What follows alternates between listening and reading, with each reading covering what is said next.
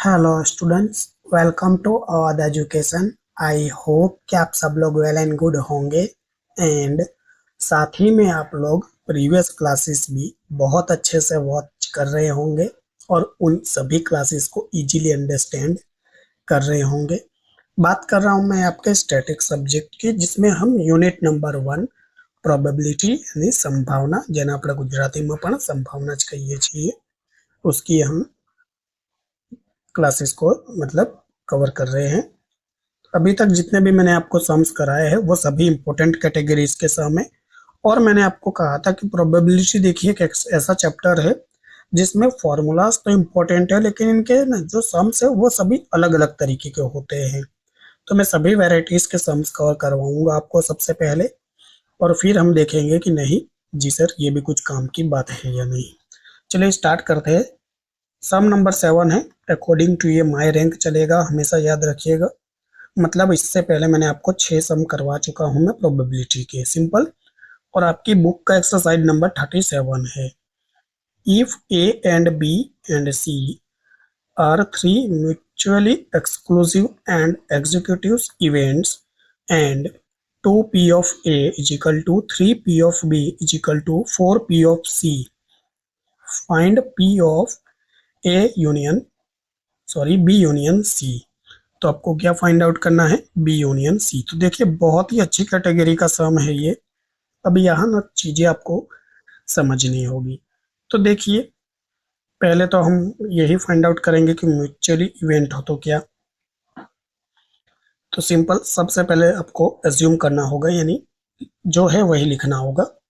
Suppose what 2p of A is equal to what 3p of B is equal to 4p of C, है ना। C is equal to what K यानी क्या? एक ऐसी value जिसे हम जानते नहीं है, सिंपल, क्योंकि कुछ दिया तो है ही नहीं, तो आपको कुछ तो एज्यूम करना होगा। अब आप इसको सॉल्व आउट कैसे करोगे? तो क्या मैं इसको ऐसे लिख सकता हूं 2p of A is equal to what K, simple. फिर 3p of B is equal to what K, simple. And 4p of C is equal to K, ऐसा लिख सकता हूँ। लास्ट जो हमने सम कैलकुलेट किया था उसमें तो वैल्यू थी आपके पास, तो आपको बड़ी मजा आ गया, लेकिन यहाँ तो K वैल्यू ही आपका मिसिंग है, तो उसको तो फाइंड आउट करना होगा। अब इसको क्या कुछ थोड़ा सा सॉल्व कर सकते हैं? जी हाँ सर, सॉल्व तो कर सकते हैं, क्योंकि देखिए P ऑफ A को अलग करना है।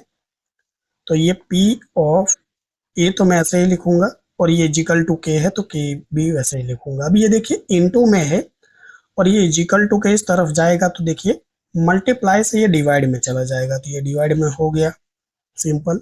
सेम इसी तरह P ऑफ B लिखा मैंने, यस सर आपने लिखा, ये K एज इट एज ही लिख दिया।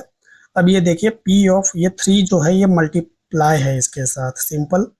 तो ये मल्टीप्लाई में ये इजिकल टू के इस तरफ जाएगा, तो ये गुना से कहाँ भाग में चला जाएगा उसके, तो ये डिवाइड में हो गया। सेम इसी तरह P of C equal to K, ये भी मल्टीप्लाई में है, तो ये अगेन यहाँ डिवाइड में चला जाएगा 4। तो ये तो इतना पता चल गया, इतना सिंप्लीफाई आपने सर जी कर लिया, सिंपल। तो मैं एक और आपसे बात कहूँ, हाँ सर कहिए, कि मैं अगर यहाँ लिखूँ P of A union B union C, right, इसकी फॉर्मूला क्या होगी? तो आप कहोगे sir P of A plus P of B plus P of C, ये सारे के इजिकल टू कितना होगा? इजिकल टू 1 होता है। जी हाँ, प्रोबेबिलिटी मैक्सिमम कितनी होगी आपकी? 1 होगी।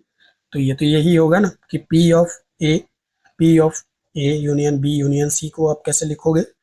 P of A plus P of B plus P of C equal to 1, इतना आप लिखोगे? यस लिखेंगे। तो मेरे पास वैल्यू क्या है P ऑफ A की? कलर चेंज कर लो थोड़ा सा, आपको आइडिया हो कि मैं कर क्या रहा हूँ। देखिए ये तो इतना समझ आ गया होगा, यू होप कि आप समझ गए होंगे। अब अगर मैं P ऑफ A की वैल्यू कहूँ तो सर आप कहोगे ये देखिए P ऑफ वैल्यू की आपने सॉर्ट आउट किया था 2 अपॉन K, तो बस वही लिख दीजिए जो है वही, P of A equal to 2/k plus P of B, ये रहा, सॉरी उल्टा लिख दिया ना, जस्ट अ सेकेंड, हो जाता है k/2 है ना, तो k/2, यहाँ k/3 पी ऑफ बी, और पी ऑफ सी कितना है, ये रहा देख लीजिए, प्लस k/4 इजिकल टू क्या होगा, 1 होगा। सिंपल। अब यहाँ ना आपको थोड़ा सा लॉजिक लगाना होता है। कैसा लॉजिक सर? लॉजिक ये है कि आपको एलसीएम लेने आना चाहिए। एलसीएम लेने का क्या मतलब सर? अब एलसीएम क्या होता है? तो एलसीएम यानी एक ऐसी वैल्यू जो तीनों में कवर हो जाए और डिवाइड भी हो जाए, कुछ नहीं, ऐसे मल्टीप्लाई कर देना।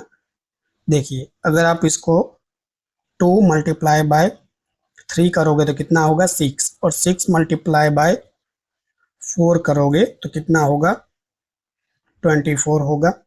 बस 24 को आप क्या कर दीजिए, पुट कर दीजिए। अगर कुछ ना है, एलसीएम लेना अगर आपको नहीं आता है तो सभी को एक दूसरे से मल्टीप्लाई कर लेना होता है। जैसे करके बताइए सर, कैसे 24 लिख दिया, कुछ समझ नहीं आ रहा, आप तो कैसे पढ़ाते हो सर? कोई बात नहीं, देख लीजिए। ये 2 × 3 करोगे, जी हाँ सर, ये तो समझ में आया, 6 आ गया, ओके, इतना समझ आया सर। ये 4 × उससे भी कर दीजिए, 4 कितना आ गया, 24 आ गया, ओके। कुछ समझ में नहीं आता तो लिख दीजिएगा 24, सिंपल। 24 पूरे के डिवाइड में 24, ओके, इतना तो समझ में आ गया। तो ऊपर क्या करना है, देखिए अब ये 24 को ऊपर कितने से मल्टीप्लाई करना होगा, सही से अगर मैं पूछूं तो यहाँ नीचे 2 है, तो आप कहोगे सर कि 24 को मैं 2 से डिवाइड करूंगा तो यहाँ 12 आएगा। मैंने कहा बहुत अच्छी बात है, अब तो समझ गए आप, तो यहाँ 12 के लिख दीजिएगा। अगेन 24 को 3 से डिवाइड करोगे तो कितना आएगा, तो आप कहोगे सर समझ नहीं आ रहा, 8 आएगा, 8 के। और अगेन 24 को आप डिवाइड करोगे तो यहाँ कितना आएगा, जस्ट अ सेकेंड, यस 6 आएगा ना, 6 के आ जाएगा इजिकल टू 1। है कि नहीं? एकदम आसान तरीका। देखिए ये है, अगर आपको कुछ भी ना आता हो, तो मैथ्स का रूल्स ना पता हो, एलसीएम लेने ना आता हो, तो ये सबसे आसान तरीका है, सिंपल। 24 कैसे आया ये बता दिया मैंने, ये 12 कैसे आया तो ये भी मैंने आपको बता दिया, 2 से ये भाग किया ना तो 12 आ गया। ये 8 कैसे आया, तो 8 या 24, ये 6 कैसे आया, तो 6 चौक 24, सिंपल। ये सबसे आसान तरीका है, सबसे आसान तरीका। अब क्या करिए, सभी को प्लस कर दीजिए। व्हाट, सभी को प्लस मतलब ये 12, ये 8, 20 और ये 6 कितना होगा, 26 हो जाएगा, 26।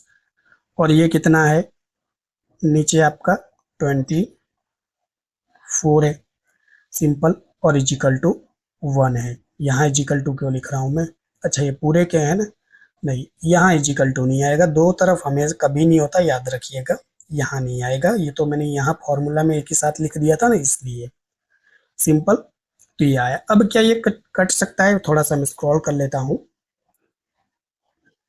क्या ये डिवाइड हो सकता है, तो जी हाँ बिल्कुल हो सकता है ना, क्यों नहीं हो सकता। अगर आप इसको डिवाइड करोगे तो ये देखिए, 2 से डिवाइड करोगे तो यहाँ ऊपर कितना आएगा, 26 को 2 से डिवाइड करोगे तो 13 आएगा, और 24 को 2 से डिवाइड करोगे तो कितना आएगा आपका, 12 आएगा, सिंपल। Is equal to what, 1। अब देखिए ये डिवाइड में है, यहाँ मल्टीप्लाई हो जाएगा, सिंपल। अगर ये डिवाइड में है, अच्छा ये तो के तो लिखा ही नहीं ना मैंने, के तो आएगा ना, 26 के, और ये क्या है, 13 के। अब ये 12 डिवाइड में है, इजिकल के उस तरफ जाएगा तो मल्टीप्लाई हो जाएगा। तो जस्ट अ सेकेंड, इसको कैसे लिखेंगे, देखिए 13 के इजिकल टू 1, ये 12 यहाँ आएगा तो क्या हो जाएगा, मल्टीप्लाई हो जाएगा 12, सिंपल। तो ये देखिए 13 के इजिकल टू 12। अब मुझे के फाइंड आउट करना है, फिर से स्क्रॉल करना पड़ेगा, चलिए ज़्यादा ही कर लेता हूँ इस बार। तो ये 13 के एज इट रहेगा, नहीं के एज इट रहेगा, 12 इधर। अब ये देखिए 13 है तो इसको इस तरफ भेजोगे आप, सिंपल। तो ये इनटू में है ना, तो इजिकल टू के इस तरफ जाएगा तो किस में जाएगा, डिवाइड में चला जाएगा 13। सिंपल, ऊपर जो मैथ्स का रूल्स बताया था वही। तो ये के इजिकल टू व्हाट, के इजिकल टू व्हाट, तो 12 को आप डिवाइड करोगे कितने से, डिवाइड करना चाहो तो कर भी सकते हो, नहीं तो आप ऐसे ही इसको पुट कर सकते हो। सिंपल, ये स्टेप नहीं लिखने की जरूरत है, डिवाइड करोगे तो पॉइंट में आंसर आ जाएगा, बट हमें इसको आगे भी सॉल्व करना है तो हम इतना ही रखेंगे। बताइए कितना आसान है, बड़े आराम से मैंने बच्चों की तरह इसको पढ़ाया है। मुझे नहीं लगता है कि आपको थोड़ी परेशानी होनी चाहिए। तो k इजिकल टू 12/13 मिल चुका है। अब आपको क्या करना है, वही वैल्यूज में पुट करना है जो आपके पास मिसिंग था। कौन सा वैल्यू सर, हम तो भूल गए। ये देखिए ना, ये फर्स्ट वैल्यू है, आपने मिसिंग रखा है, इसी में आपको वही पुट करना है। सिंपल, यही समझाता जाऊं, हाँ चलिए कोई बात नहीं, स्टार बनाकर यही लिख रहा हूं। p of a equal to k/2, मेरे पास सब वैल्यू है, k इजिकल टू मिल चुका है। क्या है मेरे पास, लिख दूं यहाँ, put k equal to 12, 12/13, 12/13 simple. तो अब हम पुट करेंगे, देखिए k इजिकल टू व्हाट, 12/13, और ये नीचे डिवाइड में तो 2 है ही, तो ये तो 2 मल्टीप्लाई होगा ही नीचे, बस सॉल्व कर दीजिए। तो ये 12 as it is 13 multiply by 2 यानी 26 हो जाएगा। सिंपल। क्या ये डिवाइड हो रहा है, तो देख लीजिए कितने से हो रहा है, 2 से डिवाइड करोगे तो ये कितना आएगा 6, और ये 26 को 2 से डिवाइड करोगे तो कितना हो जाएगा, अगेन 13 हो जाएगा, राइट। इससे सिंप्लीफाई करना चाहो तो कर सकते हो, लेकिन आंसर क्या हो जाएगा आपका, पॉइंट में आ जाएगा। और कोई बड़ी बात नहीं है, पॉइंट में भी आप आंसर लिख सकते हो अगर सिंप्लीफाई करना हो तो। 6 डिवाइडेड बाय 13 करोगे तो आपको आंसर कितना मिलेगा, 0.46 मिलेगा। बताइए कितना आसान है या नहीं। इसी तरह हम सारी चीजें सॉल्व करेंगे। सिंपल, तो यहाँ मैं लाइन ड्रॉ कर देता हूँ, मेरे पास है बहुत सारी जगह, लेकिन आपको क्या एक ही जगह समझ में आ जाए इसलिए मैं आपको पास पास में ही समझा रहा हूँ। कलर चेंज कर लेता हूँ, थोड़ा सा आइडिया भी रहे आपको। अब देखिए, ये सेकंड वाली चीज की भी वैल्यू पुट करनी है आपको, तो यहाँ लिख दूं मैं P ऑफ B। आप अच्छे से प्रेजेंट करिएगा लाइन से, राइट। मैं तो चलिए आपको समझाने के लिए लिख रहा हूँ। K इजिकल टू क्या है, K/3 है, पुट K इजिकल टू 12/13। कहाँ से, ये वाली वैल्यू पुट करनी है आपको की। बस, तो ये पुट कर दीजिए, 12 है और ये 13 है, पर नीचे कितना है, 3 है। तो 12 तो एज ही रहेगा, 13 मल्टीप्लाई बाय 3 करोगे तो कितना होगा, 39 होगा। सिंप्लीफाई 3 के टेबल से होगा, जी हाँ बिल्कुल। अगर आप ये 3 के टेबल से डिवाइड करोगे ना, तो ये कितना होगा, 3 4 जा 12, और 39 को भी 3 से डिवाइड करोगे तो कितना आएगा, 39 को 3 से डिवाइड करोगे तो 13 ही आएगा। सिंपल। और इसको सिंप्लीफाई करना है तो हो सकता है 4 को डिवाइड कर दीजिए, 4 को डिवाइड कर देना है आपको 13 से, तो आपको कितना मिल जाएगा, 0.31 मिल जाएगा राउंड ऑफ के बाद। बताइए कितना आसान है। एंड नंबर थ्री हम कैलकुलेट करेंगे, पहले फेरी वालों को जाने दीजिए। यस, नंबर 3 है, P ऑफ C की वैल्यू पुट करनी है, यही लिख देता हूँ सिंपल, मेरे पास जगह है तो। P of C equal to क्या है, K/4 है, put K equal to what, 12/13। Simple. तो देख लीजिए मैं यहाँ पुट कर रहा हूँ, K इजिकल टू 12/13 तो है ही, और मल्टीप्लाई बाई ये 4 वाला तो 4 होगा ही, नीचे मल्टीप्लाई हो जाएगा, तो ऊपर ये 12, 13 मल्टीप्लाई 4 करोगे तो 52 आएगा। और देखिए 12 से सीधा डिवाइड हो जाएगा ये, अगर आपको 12 का अच्छे से टेबल आता है तो। सिंपल, मतलब 12 बन जाए 12, और 12 नहीं, 12 से तो डिवाइड नहीं होगा, जस्ट अ सेकेंड, 52 ही आएगा ना।